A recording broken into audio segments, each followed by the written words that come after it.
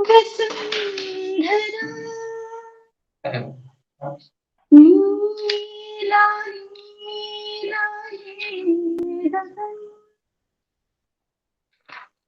नीला नीला ये गगन, हरी हरी वसुंधरा पे नीला नीला ये गगन, कि जिस पे बादलों की पालकी उड़ा रहा पवन, दिशाएं देखो रंग भरी, दिशाएं देखो रंग भरी, चमक रही उमंग भरी, ये किसने फूल फूल पे, ये किसने फूल फूल पे किया श्रृंगार है, ये कौन चित्रकार है, ये कौन चित्रकार, ये कौन चित्रकार है, ये कौन चित्रकार है, ये कौन चित्रकार। तपस्वियों सी है अटल ये पर्वतों की चोटियां, ये बर्फ की घुमेरदार घेरदार घाटियां,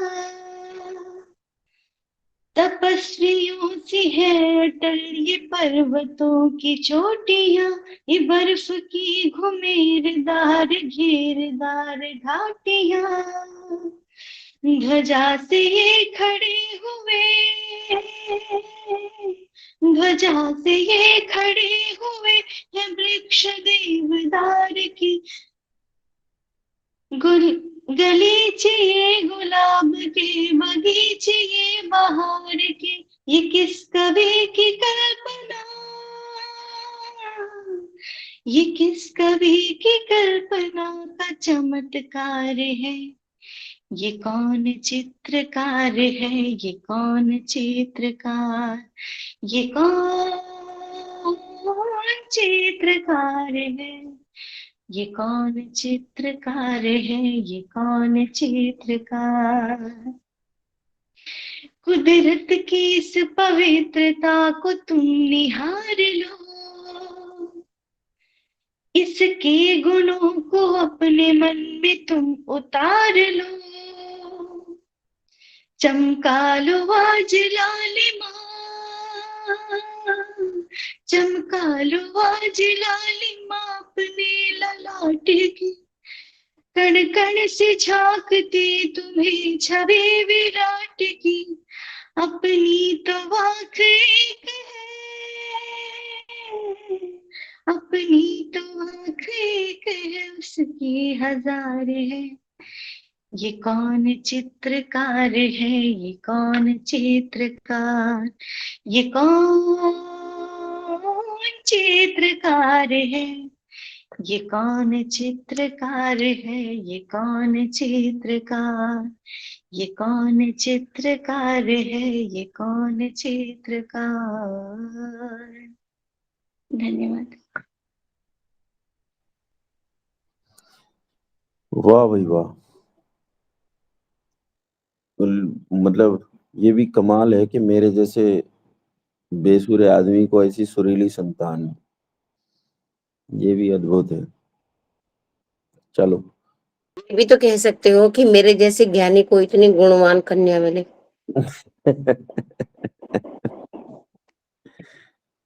चलो गुणवान कुछ नहीं है, राक्षसियत ये इसका वाला है। फिर नमस्ते आचार्य जी, सबको नमस्ते।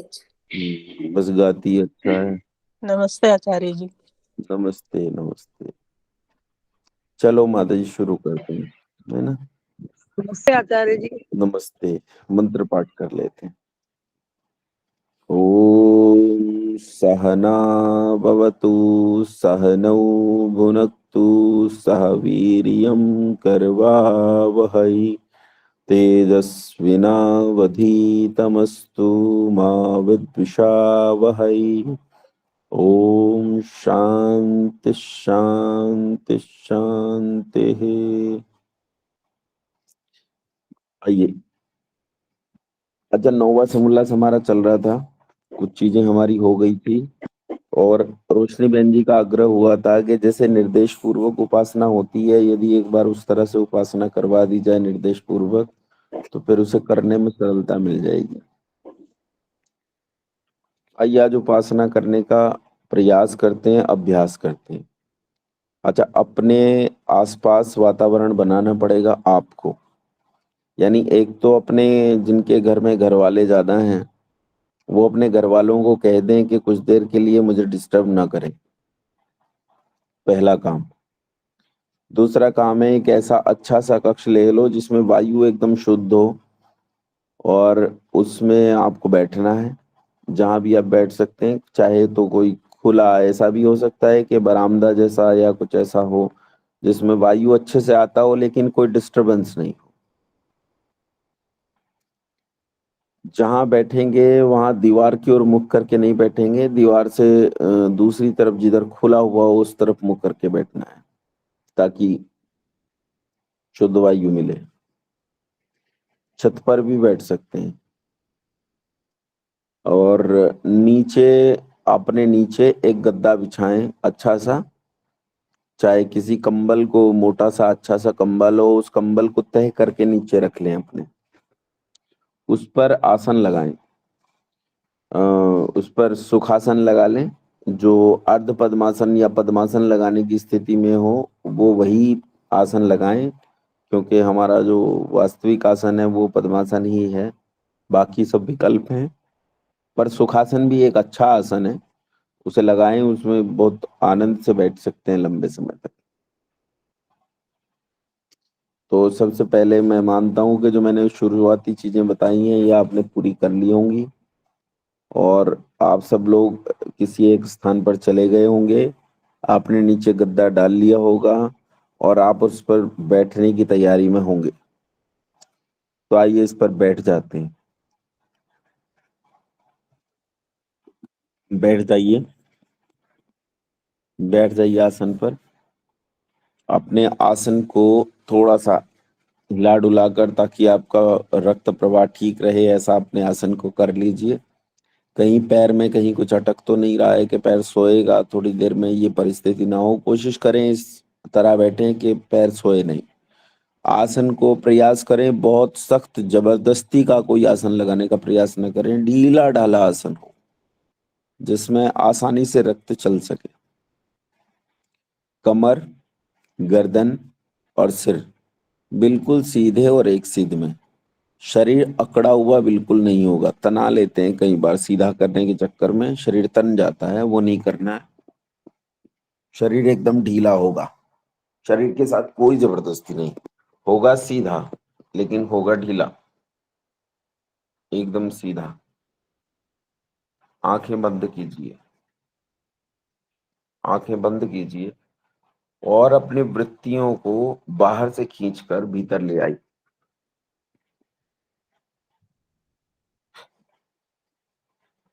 भीतर ले आइए अपनी वृत्तियों। अब विचार कीजिए, विचार कीजिए।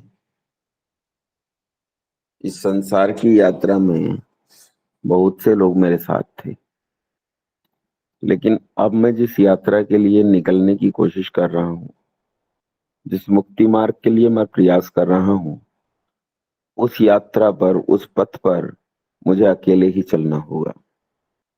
संसार में बहुत सारे लोग हैं, कुछ लोग इस मार्ग पर भी चल रहे होंगे, लेकिन मेरा रास्ता बिल्कुल अकेले है। मुझे नितांत अकेले इस रास्ते को तय करके परमानंद दाता परमपिता परमात्मा के पास पहुंचना है। मेरा शरीर एकदम स्वस्थ है, मैं इस समय यहाँ बैठा हूँ। मेरे शरीर में जो हल्की पीड़ाएं और रोग हैं, वो रोग मेरे शरीर को छोड़ रहे हैं। दुख मेरे शरीर से बाहर जा रहा है।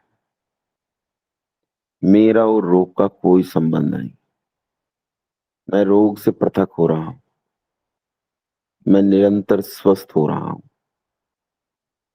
मेरा पूरा शरीर स्वास्थ्य के लिए एक सफल संघर्ष कर रहा है।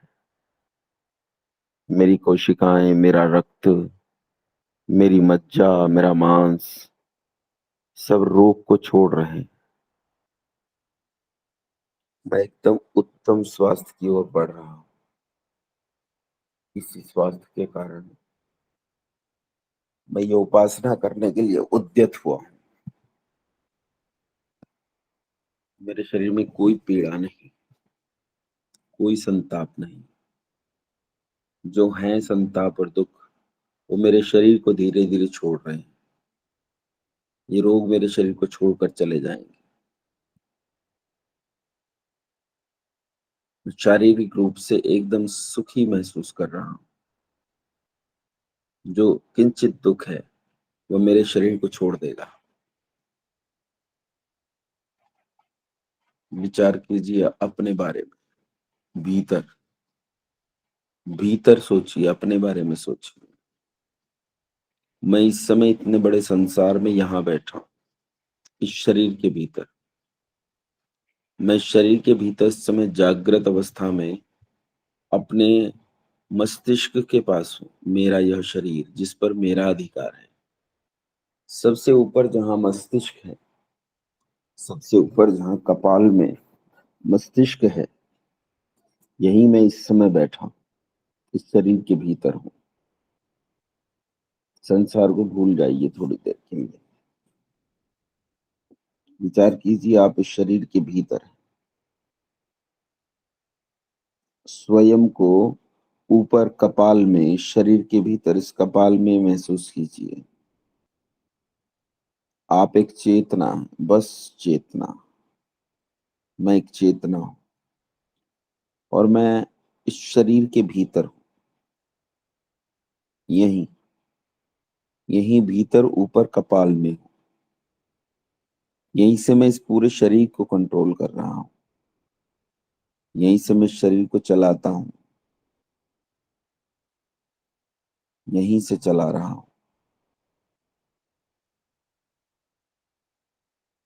विचार कीजिए पिछले 24 घंटे में मैंने यम नियमों का अच्छे से पालन किया है या नहीं। कोई नियम मुझसे टूटा तो नहीं। विचार कीजिए कोई नियम टूटा तो नहीं। अहिंसा, सत्य, अस्तेय, ब्रह्मचर्य, अपरिग्रह, अहिंसा, अकारण किसी को कष्ट तो नहीं दिया। सत्य, कोई ऐसी बात जो सृष्टि क्रम नियम के विरुद्ध हो, जिसका सत्य से कोई लेना देना नहीं, जो प्रमाणित नहीं हुई, ऐसी बात को अपने जीवन में मानकर किसी दूसरे तक तो नहीं पहुंचाया। क्या मेरा ब्रह्मचर्य ठीक रहा पिछले 24 घंटे में? क्या मैंने वीर की रक्षा हेतु प्रयास किया? क्या मैंने साधन किए? किसी बात से, किसी के साथ चर्चा में, कुछ देखने से मेरे शरीर के भीतर वीर के कुछ अंश जल तो नहीं गए? कुछ ऐसा तो नहीं हुआ? विचार कीजिए। मेरा कोई यम टूटा तो नहीं। शौच, संतोष, तपः, स्वाध्याय, ईश्वर प्रणिधान, कोई नियम तो मुझसे नहीं टूटा है। यम नहीं टूटा, कोई नियम तो नहीं टूटा। पिछले 24 घंटे में क्या मेरी स्वच्छता पूरी तरह पूर्णता से रही? मेरी शुचिता में, मेरी रसोई में, मेरे रहन सहन में, मेरे खान पान में, मेरे जीवन जीने में, मेरा दूसरों के प्रति जो दायित्व है उसमें कहीं कोई पवित्रता में कमी तो नहीं आई? संतोष, प्रसन्नता टूटती तो नहीं? कुछ ऐसा तो नहीं है कि कुछ प्राप्त करने की इच्छा के मार्ग में मैं अप्रसन्न हो जाता हूँ, दुखी हो जाता हूँ? चिल्ला पड़ता हूँ, घबरा जाता हूँ। द्वंद्वों को सहन करते हुए मैं सत्य और वेद के मार्ग को छोड़ता तो नहीं। मेरे जीवन में कोई एक घंटा निर्धारित है ना, जब मैं स्वाध्याय करता हूँ, अतीन्द्रिय विषयों को पढ़ता हूँ, सब और हर समय क्या मैं ईश्वर को जानता हूँ? क्या मैं ये हर समय अनुभव कर लेता हूँ कि हर समय मुझे ईश्वर देख रहा है? वह चेतन, सर्वज्ञ, सर्वशक्तिमान, सर्वव्यापक सत्ता प्रत्येक क्षण मुझे देख रही है।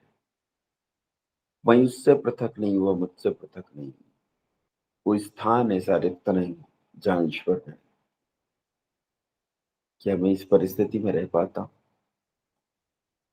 इन यम और नियमों में से कोई एक मेरा टूटा तो नहीं? यदि टूटा है तो मैं प्रण लेता हूं कि आज के बाद नहीं टूटेगा। मैं इसे फिर से ठीक करूंगा। हे परमात्मा, हे माता, हे पिता, हे मेरे सर्वस्व, हे मित्र, हे बंधु, हे सखा, मुझे सामर्थ्य दे कि मैं इन यम नियमों को पूरी दृढ़ता से लागू कर सकूं। परमपिता परमात्मा, तेरे ही सामर्थ्य से मैं इन यम नियमों को अपने जीवन में स्थापित कर पाऊंगा। हे पिता, मुझे सामर्थ्य दे कि मैं मुमुक्षु हो जाऊं। मुझे सामर्थ्य दे कि मुझ में तेरी तेरी चाह के सिवा कुछ न बचे। हे ईश्वर, क्या सच में मुझ पर वह कृपा होगी कि मैं तुम्हें प्राप्त कर पाऊंगा, कि मैं निरंतर इस प्रयास को कर पाऊंगा? भगवान मुझे शक्ति दे, मुझे सामर्थ्य दे, मेरी संकल्प शक्ति को दृढ़ कर, मेरे इस संकल्प को दृढ़ करके मुझ में तेरी इच्छा के सिवाय कोई इच्छा न रह जाए। मुझ में तेरे सिवाय कुछ रह ही ना जाए। मैं अपने आप को, अपने मन को ऐसा बना सकूं, मेरे मन की भूमि ऐसी हो सके कि इस पर जो तिनका उगे वो केवल ईश्वर इच्छा का तिनका हो। मैं मुमुक्षु हो जाऊं, मैं संसार से पृथक केवल ईश्वर भक्त बनूं। परमात्मा, मेरी मुक्ति के मार्ग को दृढ़ कर, मुझे मन की ऐसी शक्ति दे कि मैं मन को नियंत्रण में करके उस मार्ग पर जा सकूं जिस मार्ग पर तुझसे मेरा मिलन हो। परमात्मा सामर्थ्य दे, परमात्मा सामर्थ्य दे। चारों ओर मैं तुझसे घिरा बैठा हूं।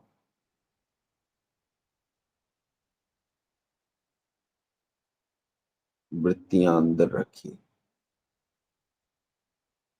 विचार कीजिए ईश्वर के बारे में। आइए प्राणायाम करते हैं। बाह्य प्राणायाम। श्वास को धीरे धीरे बाहर निकाल दीजिए और बाहर रोक लीजिए। रोके रखिए, रोके रखिए, रोके रखिए। कोशिश कीजिए ज्यादा देर तक श्वास को बाहर रोक पाए। रोक लीजिए, बाहर रोके रखिए। कोई जप नहीं, कोई बंध नहीं, कुछ भी नहीं, केवल श्वास के बारे में चिंतन, प्राण के बारे में सोचना। कहाँ प्राण रुका हुआ है शरीर के, कितनी देर रुक रहा है, ये मेरा कौन से नंबर का प्राणायाम है। सामान्य कर लीजिए श्वास को। ये एक बाह्य प्राणायाम हुआ। अब ऐसे दो बाह्य प्राणायाम बिना मेरे निर्देश के आप स्वयं करेंगे। दूसरा बाह्य प्राणायाम कीजिए, कीजिए। बाहर श्वास को निकाल के बाहर रोकना है। कोई जप नहीं करना है, प्राण पर विचार को टिकाना है। मन केवल प्राण के बारे में विचार करेगा। वो कहाँ है इस समय? कितने प्राणायाम मैं कर चुका हूं? ये मेरा कौन से नंबर का प्राणायाम है? कमर गर्दन सिर सीधे, आसन स्थिर, आंखें बंद, मन शरीर के भीतर। तीसरा बाह्य प्राणायाम कीजिए। बिना निर्देश के प्राणायाम कीजिए। श्वास को केवल बाहर रोकना है, हठ नहीं करनी है। सामान्य रूप से श्वास को बाहर रोकना है। रोके रखिए। कोई जप नहीं। शरीर ढीला, शरीर सुख में।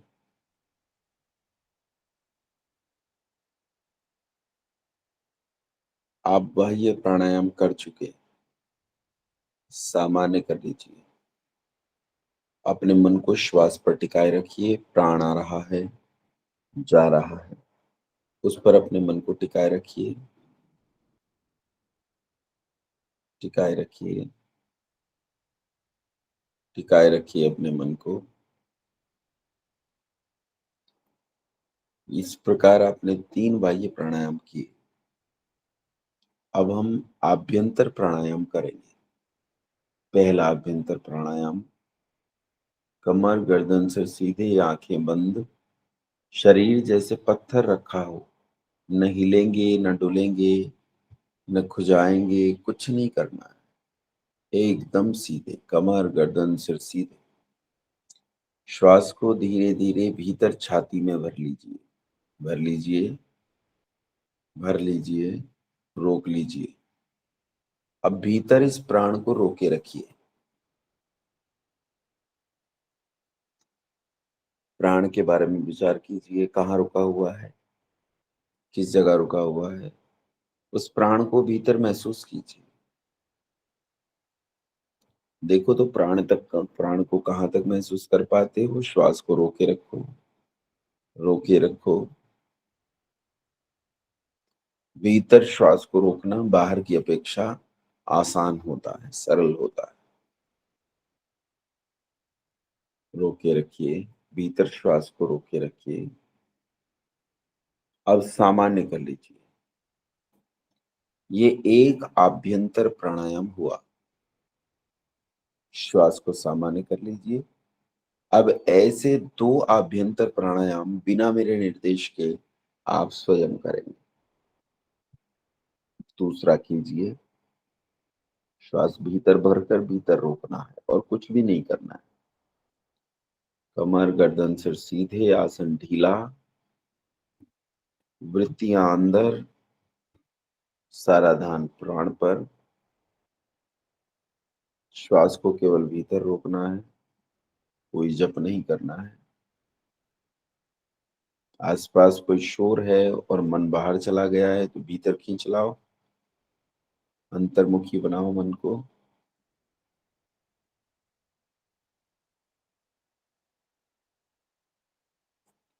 सामान्य कर लीजिए। एक और बाह्य प्राणायाम करेंगे बिना मेरे निर्देश के। कीजिए। केवल श्वास को भीतर रोकना है, बाहर नहीं रोकना है। केवल भीतर रोके रखिए।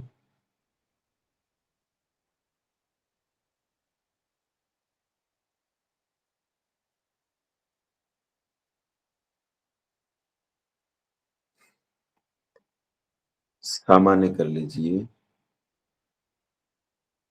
एक और आभ्यंतर प्राणायाम हम करेंगे। एक और कीजिए। भीतर भर लीजिए श्वास को, रोक लीजिए, रोके रखिए। बाह्य प्राणायाम से शुरू करके यहां तक मैंने कितने प्राणायाम कर लिए हैं? क्या एक आगे पीछे हो गया है? क्या मेरी संख्या ऊपर नीचे हुई है? बस इसी पर ध्यान रखना है। आभ्यंतर प्राणायाम कीजिए।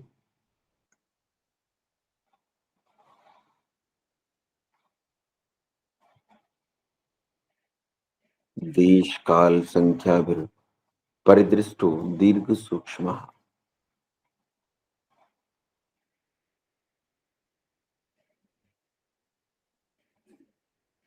सामान्य कर लीजिए श्वास को। इस प्रकार हमने बाह्य और आभ्यंतर प्राणायाम किए। शरीर सीधा, कमर गर्दन से सीधे, एकदम ढीला शरीर, आंखें बंद, वृत्तियां अंतर्मुखी। अब हम स्तंभ वृत्ति प्राणायाम करेंगे। तीसरा प्राणायाम। अपने मन को अपने श्वास पर टिकाए रखिए। आ रहा है, जा रहा है, इसे देखते रहिए। अचानक जब मैं कहूं तब जहां का तहां श्वास को रोक देना। चाहे वो कहीं भी हो, बाहर हो, भीतर हो, मार्ग में हो, भीतर जाता हुआ हो, बाहर आता हुआ हो, अचानक से रोकने को स्तंभ वृत्ति कहते हैं। रोक दीजिए, यहीं रोक दीजिए। रोके रखिए, रोके रखिए,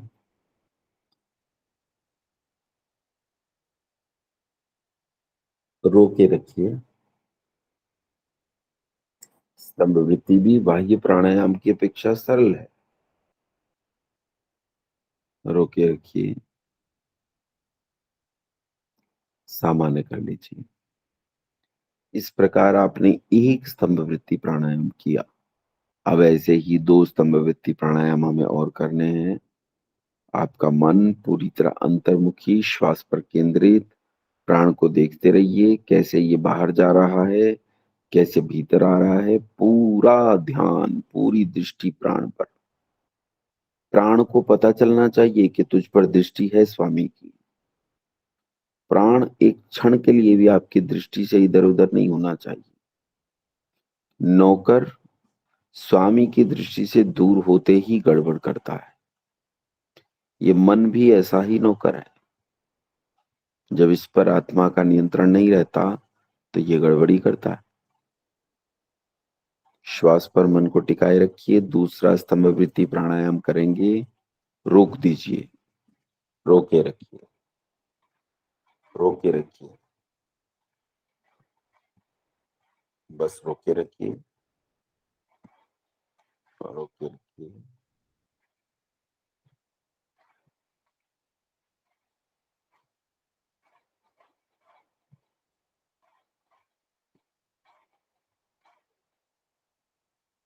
सामान्य कर लीजिए। एक और स्तंभ वृत्ति प्राणायाम करेंगे। श्वास चल रहा है, रोक दीजिए, रोके रखिए, रोके रखिए, रोके रखिए, रोके रखिए, रोके रखिए। सामान्य कर लीजिए। प्राणायाम के बाद अब हम प्रत्याहार करेंगे।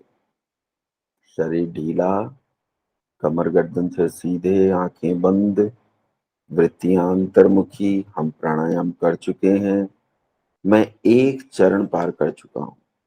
मैंने प्राणायाम बहुत नियंत्रण पूर्वक किए हैं। देखो तो मैंने कितने सुंदर प्राणायाम किए हैं। और इन प्राणायामों से मेरा मन अब एकाग्र हो गया है। मेरे प्राण के बल से मेरे मन के भीतर भी बल आ गया है। मेरी इच्छा शक्ति अब और प्रबल हुई है। मेरे मन को यूं ही कोई हटा नहीं सकता। मैंने अपने मन को जहां लगाने का निश्चय लिया है वहीं लगाऊंगा। कोई बाधा नहीं पहुंचा सकता। मैं बहुत बलशाली हूं इस मामले में। मैं अपने मन को जहां लगा देता हूं यहां से नहीं हटाऊं। आखिर मैं आत्मा हूं। आखिर मैं इस प्रकृति के बंधन में बंधा हुआ नहीं हूं। मैं तो मुक्त हूं। मुझे उस वास्तविक मुक्ति तक जाना है। मुझे अपने पिता से मिलना है। मुझे उस माता के पास, ईश्वर के पास जाना है। आइए प्रत्याहार करेंगे। अपनी इंद्रियों पर अपने मन को टिका कर मन को और पवित्र और कृत संकल्प करने का प्रयास करूंगा। नासिका पर मन को ले आइए और जो गंध नासिका से आ रही है उसे शनैः शनैः अनुभव करने का प्रयास कीजिए। गंध केवल यथार्थ, कल्पना कोई नहीं। जैसी गंध है वैसी गंध को अनुभव कीजिए। कीजिए अनुभव, अनुभव कीजिए गंध। आपके आसपास आपके घर में जो गंध है वही तो गंध है, वही आ रही है, बस उसे ही अनुभव करना है। कल्पना कुछ भी नहीं करना। जो गंध है उस गंध को अनुभव कीजिए। मन को इसी अनुभव करने में डुबो दीजिए जिस गंध को आप अनुभव कर रहे हैं। नाक से जिस गंध को सूंघ पा रहे हैं, आपके घर की एक रची बसी गंध, आपकी नासिका को अनुभव होती हुई एक गंध। अनुभव कीजिए इस गंध को, बिना मेरे सुने कुछ भी। इस गंध में स्वयं को डुबोइए।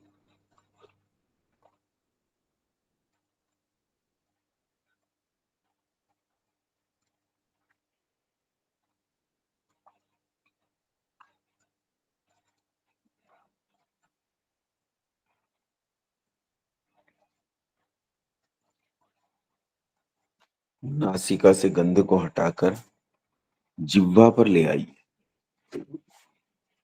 ले आइए। अब जो मुख में रस आ रहा है इस रस को अनुभव कीजिए। यथार्थ, कोई कल्पना नहीं। अनुभव कीजिए रस को।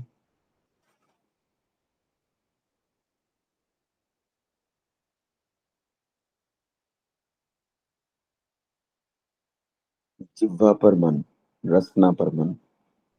रसना पर रस को अनुभव कीजिए। कैसा रस है? जो स्वाद है वर्तमान में वो कैसा है मेरे मुख में? एक फीका फीका सा, फीका फीका सा जैसा जल होता है। ये वही तो है। हाँ हाँ वही है। मैंने कुछ खाया भी तो नहीं है सुबह से, मुख में कोई स्वाद आएगा भी कैसे?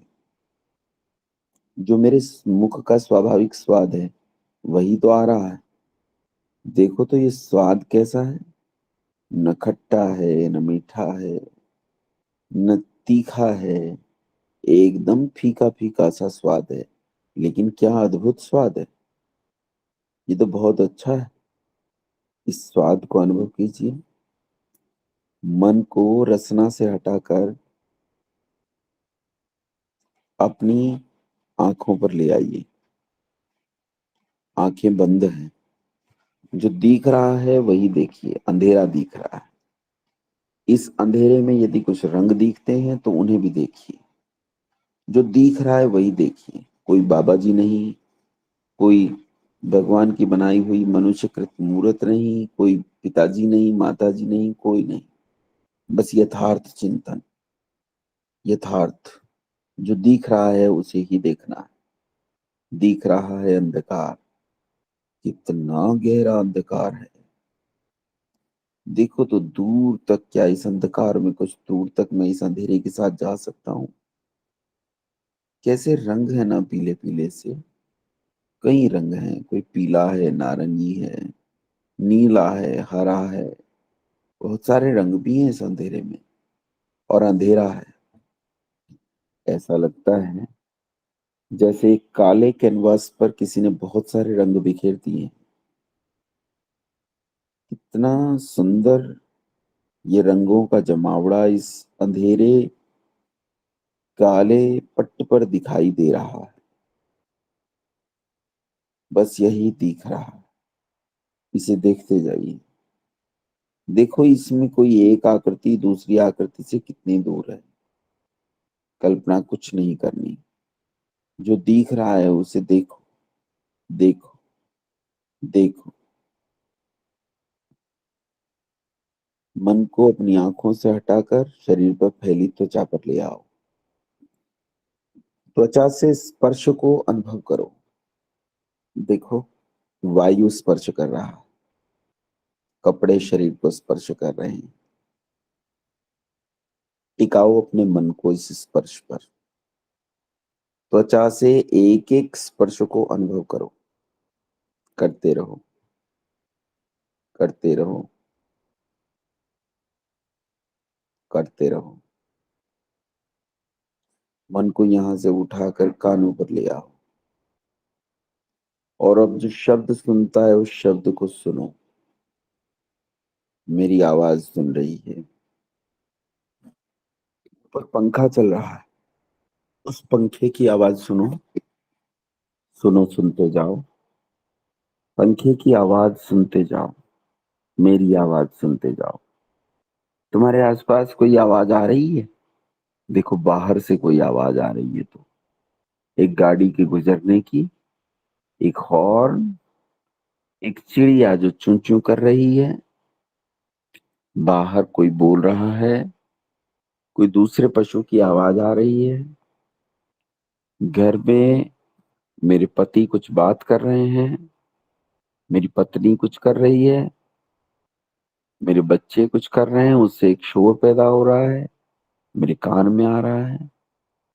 इसके अलावा इन सब से पृथक मेरे कान में एक निरंतर झींगुर जैसी ध्वनि मुझे स्पष्ट सुनाई दे रही है।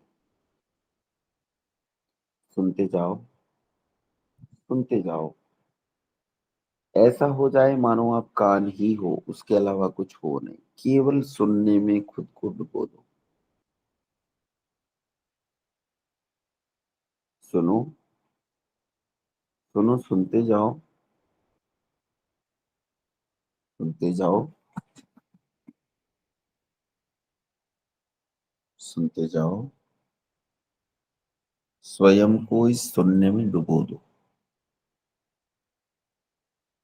प्रत्याहार से मन को निकालकर अपने हृदय प्रदेश में ले आओ।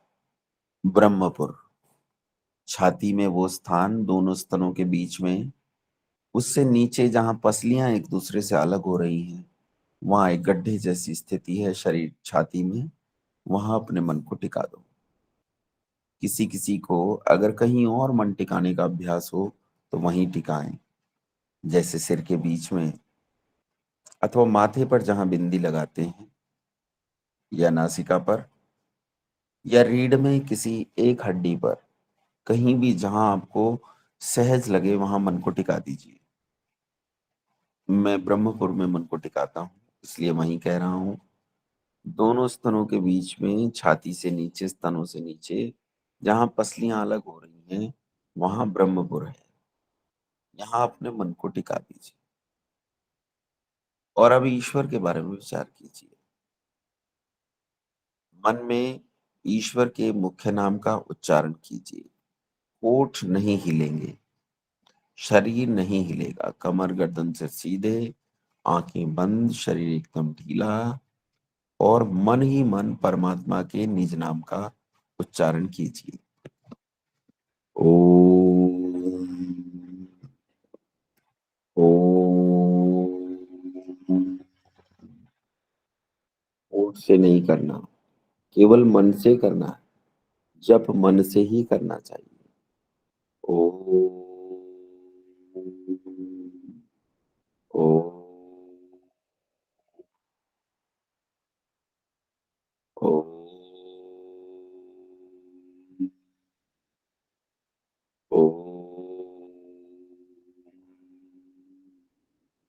ईश्वर सच्चिदानंद स्वरूप है, सर्वशक्तिमान, सर्वव्यापक, सर्वज्ञ, चेतन सत्ता है। वो न्यायकारी, दयालु, अजन्मा, अनादि, निराकार चेतन सत्ता है। ओम, ओम, ओम, ओम, ओम, ओम, ओम।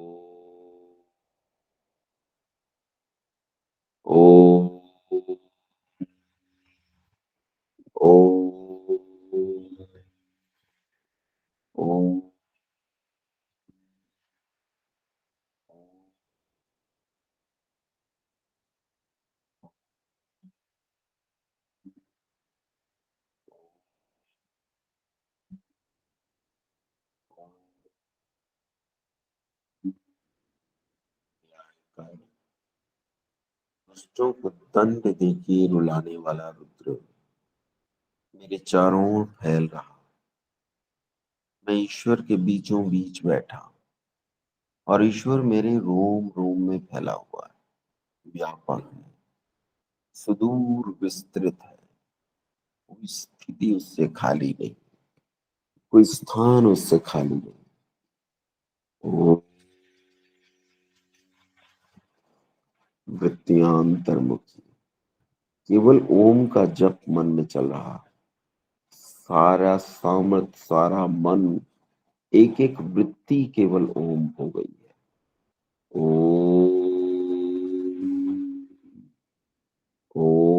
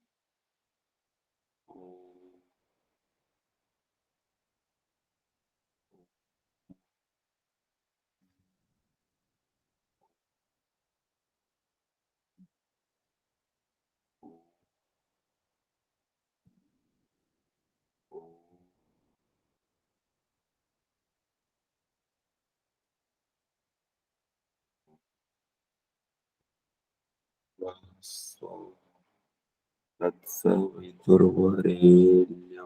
भर्गो देवस्य धीमहि धियो यो नः प्रचोदयात्। ओम शांति शांति शांति। बहुत धीरे धीरे पैर खोल लीजिए, सीधे कर लीजिए पैरों को, बिल्कुल सीधे।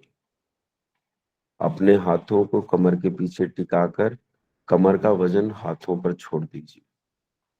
कमर को आराम दीजिए, पैरों को हिलाइए ताकि जो इतनी देर से बैठे रहने के कारण आपका रक्त रुक गया है, वो रक्त धीरे धीरे नियमित हो सके।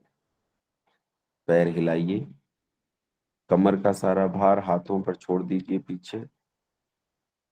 अपने शरीर को थोड़ा आराम में महसूस कीजिए।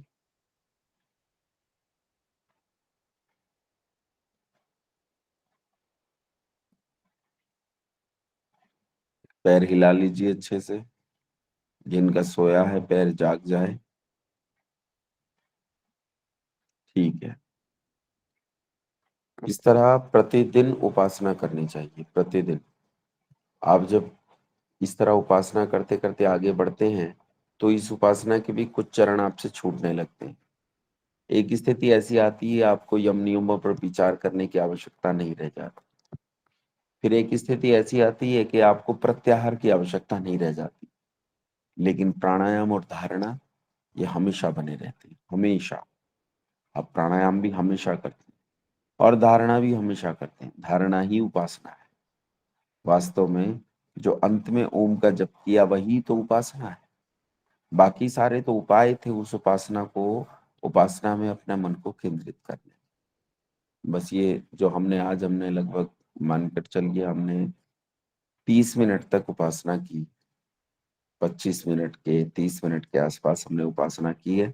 इसे जितना हो सके उतना बढ़ाने का प्रयास करें और प्रयास करें 1 घंटा सुबह, 1 घंटा शाम तक ले जाने की कोशिश करें। बाकी आपका अपना सामर्थ्य। कोई प्रश्न हो तो पूछ लीजिए। हाथ खड़ा करके कोई प्रश्न हो तो पूछ लीजिए। आचार्य जी, जैसे श्वास को भरते हैं ना, तो वो श्वास जैसे हम तो जल्दी से भर देते हैं 2-3 सेकंड में, 4 सेकंड में बस। तो कहते हैं धीरे धीरे भरो, तो धीरे धीरे नहीं होती स्पीड। धीरे धीरे का मतलब है नियंत्रण पूर्वक। अब जिस स्पीड पर आपको नियंत्रण पूर्वक आप श्वास को भीतर भरकर रोक सकें, उसी स्पीड पर आपको नियंत्रण पूर्वक भीतर भरकर रोकना है। अच्छा जी। निकालते टाइम भी थोड़ा सा जल्दी निकल जाता है जी। हाँ, रोक जो ज्यादा रोकते हैं ना, फिर निकालते हैं तो जल्दी निकल जाता है। कोई प्रैक्टिस बात नहीं है ना, नहीं। अभ्यास नहीं है, इसलिए होता है ऐसा। नियंत्रण रहना चाहिए। एक साथ निकल जाए, धीरे निकल जाए, तेज निकल जाए, इससे कोई मतलब नहीं। नियंत्रण होना चाहिए। श्वास को आप निकालते हुए अगर रोकना चाहें तो रोक सकें, नियंत्रण होना चाहिए। और ये तो मैं 30 गिनती हूँ, मतलब जैसे नॉर्मल गिनते हैं इतने रोक लेती हूँ, और आंतरिक तो काफी देर रुक जाता है 100 गिनने तक भी। रोकिए ठीक उसे। है। बिल्कुल ठीक है। हम हाथ उठाया आपने माता जी।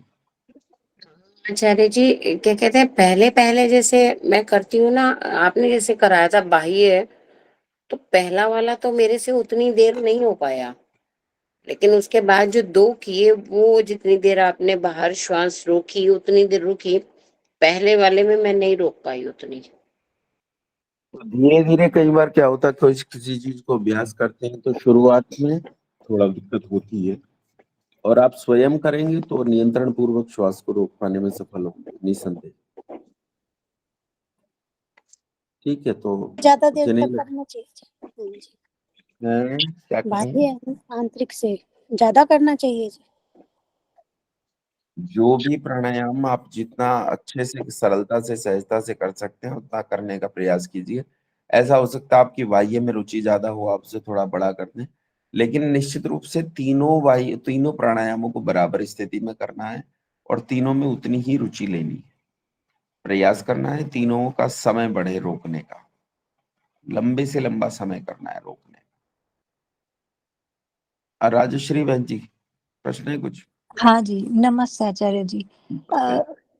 ओम का जप सतत करना चाहिए कि बीच में छोड़कर ईश्वर का भी विचार करना चाहिए? नहीं, ईश्वर का विचार ओम शब्द के साथ चलेगा। वो तो मैं क्योंकि बोल साथ नहीं सकता था ना, मुझे हाँ, बोलना भी था और विचार भी करवाना था, तो दोनों काम अलग अलग। मुख तो एक समय में एक ही बात कह सकता है, हाँ जी, इसलिए हर बार ओम के साथ ईश्वर के किसी एक गुण का चिंतन आपके मन में चलना चाहिए।